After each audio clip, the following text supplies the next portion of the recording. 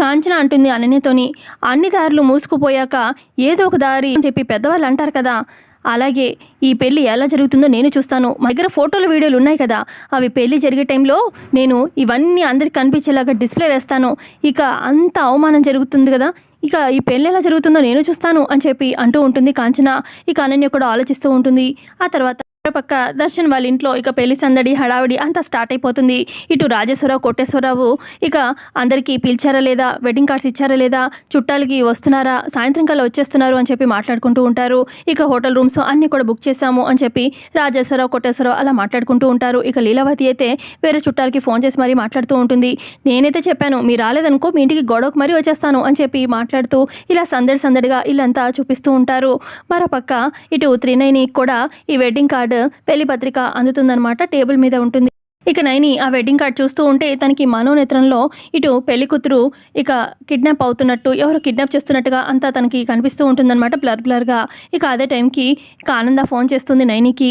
ఇక చెప్పు పిన్ని అని చెప్పి నైని మాట్లాడుతుంది. నైని నీకు పెళ్లి కార్డు అందింది కదా, ఎప్పుడు బయలుదేరుతున్నావు అని చెప్పి అడుగుతుంది ఆనంద.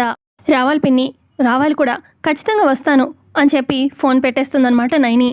మరోపక్క ఆనంద వాళ్ళ ఇంట్లో దర్శన్కి ఇక నలుగు పెట్టడం అదంతా కార్యక్రమం ఉంటుంది కదా, అదంతా నలుగు రాస్తూ ఉంటారనమాట దర్శన్కి. ఇక ఇటు పక్క పసుపు నీళ్ళు ఇవన్నీ కూడా పోస్తూ ఉంటారు. మరోపక్క ఇటు శరణ్య వాళ్ళ ఇంట్లో కూడా శరణ్య కూడా సేమ్ అలాగే చేస్తూ ఉంటారు. ఇక శరణ్య చాలా మూడిగా డల్గా ఉంటే శరణ్య బాధపడక శరణ్య అన్నట్టుగా ఎక్స్ప్రెషన్ ఇస్తూ ఉంటుంది. ఇక శరణ్యకి నలుగు పెడుతూ వాళ్ళ అమ్మ గీత కూడా చాలా బాధపడుతూ కన్నీళ్ళు వస్తూ ఉంటాయన్నమాట. ఇక ఇటు పక్క కాంచన అనన్య ఇలా మాట్లాడుకుంటూ ఉంటారు. తల్లి కూతుర్లు ఈ పసుపు నీళ్ళల్లో వాళ్ళకి కంట్లో నుంచి వచ్చే కన్నీళ్ళు కనిపించట్లేదు, బాగానే మేనేజ్ చేస్తున్నారు, కానీ పెళ్లిలో వీళ్ళకి మామూలు కన్నీరు కాదు, రక్తపు నీరే రావాలి. ఎందుకంటే ఇదిగో ఆ ఫోటోలు వీడియోలు, ఇదిగో ఈ పెన్ డ్రైవ్ ఉంది కదా, ఈ పెన్ డ్రైవ్లో మొత్తం అంతా వేయించి పట్టుకొచ్చాను. ఇక పెళ్ళిలో సినిమా చూపిస్తాను ఒక్కొక్కరికి. ఇక ఇప్పుడు పాపం ఏడుస్తున్నారు, కానీ ఏడవలసింది ఇక్కడ కాదు, పెళ్లిలో ఏడుస్తారు చూడు అని చెప్పి కాంచన అనన్యకి చెప్తూ ఉంటుంది. ఆ తర్వాత ఇక ఇటు ఆనంద వాళ్ళ ఇంట్లో వచ్చిన గెస్ట్లందరినీ కూడా చుట్టాలందరినీ కూడా వెల్కమ్ చేస్తూ ఉంటారనమాట. బయట ఆనంద వాళ్ళందరూ నించొని.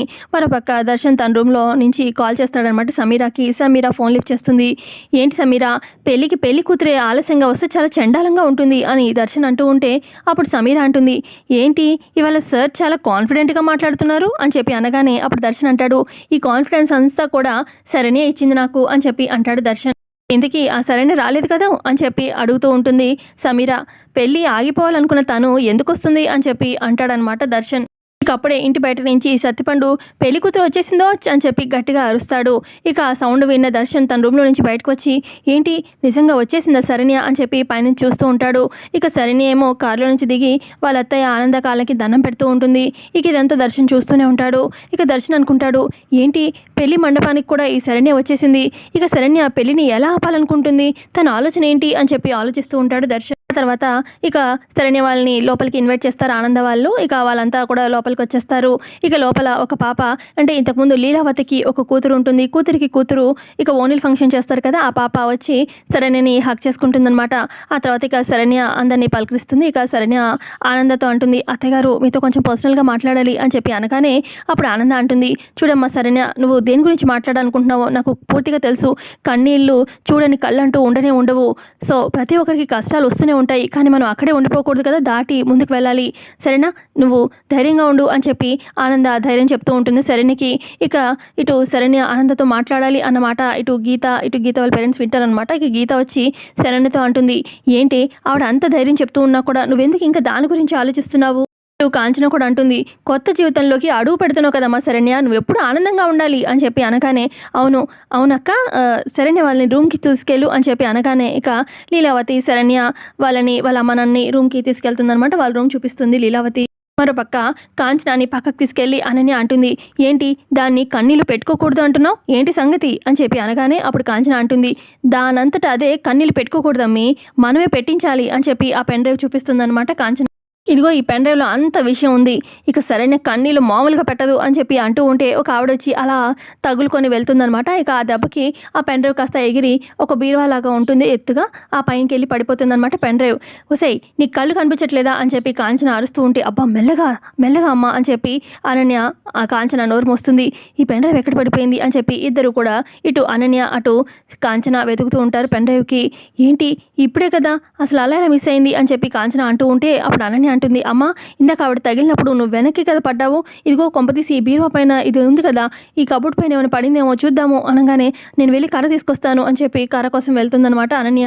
మరోపక్క దర్శన్ తన రూమ్లో అనుకుంటాడు, శరణ్య ఈ పెళ్లి ఎలాగైనా ఆపుతానని మాట ఇచ్చింది కదా, కానీ ఇప్పుడు ఈ పెళ్లికి తను ఎందుకు వచ్చినట్టు, తన ప్లాన్ ఏంటి అని చెప్పి ఆలోచిస్తూ ఉంటాడు.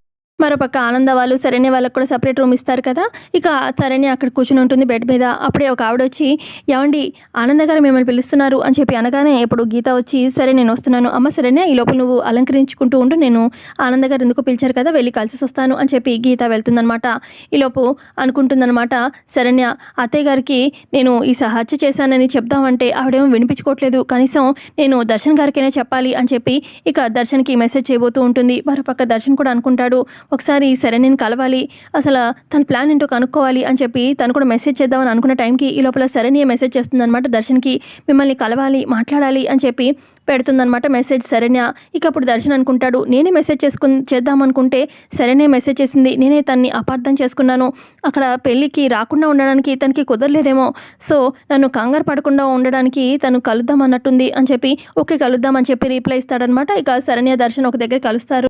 ఏంటండి ఏదో మాట్లాడాలని పిలిచారు, ఏం మాట్లాడట్లేదు అనగానే, అది ఒకటి చెప్పాలండి మీకు అని చెప్పి శరణ్య అంటూ ఉంటే అప్పుడు దర్శన్ అంటాడు, మీరు నాకేమీ చెప్పకండి, మీరు మిమ్మల్ని పరిస్థితులు ఇక్కడి దాకా తీసుకొచ్చాయని నాకు అర్థమవుతుంది, నేను ప్రశాంతంగానే ఉన్నానండి, నాకు మీ మీద నమ్మకం ఉంది, మీకు నా మీద నమ్మకం లేదా అని చెప్పి దర్శన్ అడుగుతూ ఉంటే, అయ్యో మీ మీద నమ్మకం లేకపోవడం ఏంటండి, అసలు నేను మిమ్మల్ని పూర్తిగా నమ్ముతున్నాను అని చెప్పి అంటుంది శరణ్య. కానీ ఒక్కసారి నేను చెప్పాలనుకుంది వినండి అని చెప్పి అంటూ ఉంటుంది శరణ్య.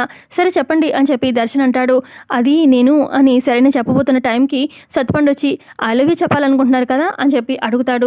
లేకపోతే పెళ్ళైన తర్వాత హనీమూన్కి ఎక్కడికి వెళ్ళాలని గుసగుసలు పెట్టుకుంటున్నారా, నాకు తెలుసులే అని చెప్పి సత్పండు అంటూ ఉంటే ఈ లోపల అక్కడికి లీలావతి వస్తుంది. ఏంట్రా అందరూ కలిసి ఒక దగ్గర ముచ్చట్లు స్టార్ట్ చేశారు అనగానే, నేను కాదు ఇదిగో వీళ్ళిద్దరే పెళ్లి కాకుండానే ముచ్చట్లు స్టార్ట్ చేశారు అని చెప్పి సత్యపండు అంటాడు. ఇక అప్పుడు ఏంట్రా నీ పెళ్ళంతో నీ మాట్లాడకుండా ఉండలేకపోతున్నావా అని చెప్పి లీలావతి దర్శన్తో అంటూ ఉంటే, అది కాదు పెద్దమ్మ అని చెప్పి అంటూ ఉంటాడు. అమ్మ నువ్వు వెళ్ళమ్మా అని చెప్పి లీలావతి అన్నంతో ఈసరిని అక్కడి నుంచి వెళ్ళిపోతుంది. మరోపక్క అనన్య ఎప్పుడెప్పుడు ఇక కర్ర తీసుకొస్తుందా వాళ్ళ అమ్మ అని చెప్పి ఎదురు చూస్తూ ఉంటే కాంచన ఒక టవల్ నెత్తి మీద వేసుకొని ఒక కర్ర తీసుకొస్తుంది బూజుకర్రని. ఇక అనన్యని తడుతూ ఉంటుంది, ఏయ్ ఎవరు పనిదానా నువ్వు నన్ను పట్టుకుంటావేంటి అని చెప్పి అనన్య తిడుతూ ఉంటుంది. ఏంటి కన్నతల్లిని అలా తిడుతున్నావు అని చెప్పి అంటుందన్నమాట కాంచన. మరి నువ్వెందుకు ఇలాగ నెత్తి మీద టవల్ వేసుకొచ్చావు, ఎవరైనా చూస్తే ఏమనుకుంటారు అని చెప్పి అంటుంది అనన్య. అది కాదమ్మి, ఇప్పుడు నేను మామూలుగా ఈ బూజుకర్ర తీసుకొని అదంతా దులుపుతూ ఉంటే వెనక నుంచి ఎవరైనా చూస్తే ఏం చేస్తుంది అని చెప్పి అనుకుంటారు కదా, అందుకే తల మీద ఇలా గుడ్డ వేసుకున్నాను, అప్పుడు ఎవరో పనమ్మాయి బూజు దులుపుకుంటుంది అని చెప్పి అనుకుంటారు కదా, అందుకే ఇదంతా. సరే ముందు నాకు హెల్ప్ చేయి అని చెప్పి ఇక కాంచన ఆ బూజుకర్రతోని పైన ఆ కబోర్డ్ మీద పెన్ డ్రైవ్ ఉందేమో అని చెప్పి ఇలాగా చూడుస్తూ ఉంటుంది. ఆ పెన్ డ్రైవ్ ఏమో టచ్ అవ్వకుండా అటు ఇటు టచ్ అవుతూ ఉంటుంది అన్నమాట బూజుకర్ర. ఆమె నాకు హైట్ సరిపోవట్లేదు అని చెప్పి కాంచన అంటూ ఉంటే, సరే ఉండు అని చెప్పి ఒక స్టూల్ వేస్తుందనమాట అనన్య. ఇక ఆ స్టూల్ మీద ఎక్కి మళ్ళీ ఆ బూజుకర్రతోని ఆ కబోర్డ్ మీద ఉందేమో అని చెప్పి ఇక అలా చూస్తూ ఉంటుందన్నమాట కాంచన. ఇక ఎవరు రాకుండా అనన్య అటు ఇటు చూస్తూ ఉంటుంది. ఈ లోపల అటువైపుగా ఇక కోటేశ్వర వస్తాడనమాట. ఇక కాంచన ఏమో నెత్తి మీద టవల్ వేసుకొని బూజుకర్రతోని తుడుస్తూ ఉంటుంది కదా. ఇక ఎవరు ఇవిడా అని చెప్పి వచ్చి, ఇదిగో అమ్మ ఎవరు నువ్వు అని చెప్పి కోటేశ్వరరావు అడుగుతాడనమాట కాంచనాని. ఇక కాంచన టవల్ లోపల ఉంటుంది కదా మొహం కనిపించకుండా, అమ్మో ఏంటి ఇప్పుడు నేనేం చెప్పాలి అని చెప్పి కంగారు పడుతూ ఉంటుంది. అనన్య కూడా కంగారు పడుతూ ఉంటుంది, ఇప్పుడు ఎలా మేనేజ్ చేయాలా అని చెప్పి. సో కమింగ్ ఎపిసోడ్లో ఇంకేం జరిగిపోతుందో తెలుసుకుందాం. వీడియోలో ఇక్కడ వరకే అండి చూపించారు. సో ఖచ్చితంగా వీడియో నచ్చితే లైక్ చేయండి. So thanks for watching.